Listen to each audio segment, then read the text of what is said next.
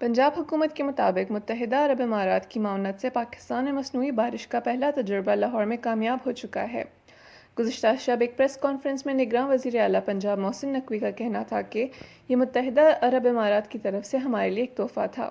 ان کے 2 خصوصی جہاز 10-12 روز پہلے آ چکے تھے۔ پہلی پرواز میں 48 فلیئرز فائر کیے گئے۔ محسن نقوی نے ان خبروں کی تردید کی جن میں دعویٰ کیا گیا تھا کہ لاہور میں مصنوعی بارش کے لیے 35 کروڑ روپے کی لاگت آئی۔ انہوں نے کہا کہ 35 کروڑ والی خبر جعلی تھی۔ پانی کے چھڑکاؤ کے سوا ہم نے کوئی خاص خرچہ نہیں کیا۔ اگر خرچہ کرنا بھی پڑا تو میں کرتا کیونکہ لوگوں کی زندگیاں زیادہ اہم ہیں۔ اس کے باوجود ان کا کہنا تھا کہ اس کا یہ مطلب نہیں کہ اس سے اسموگ سے نجات مل جائے گی۔ اس کا مقصد تھا کہ بارش ہونے سے اسموگ بیٹھ جائے گا جس سے 5-7 دن تک اس کا اثر رہتا ہے۔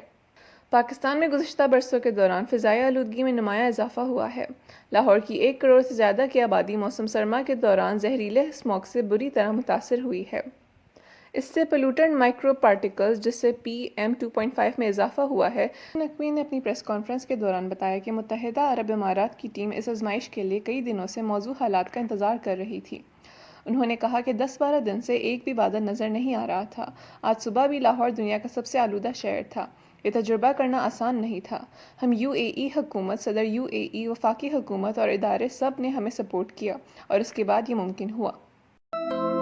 مزید ایسی ویڈیوز دیکھنے کے لیے ہمارے چینل کو سبسکرائب کریں اور بیل آئیکن کو دبانا نہ بھولیں۔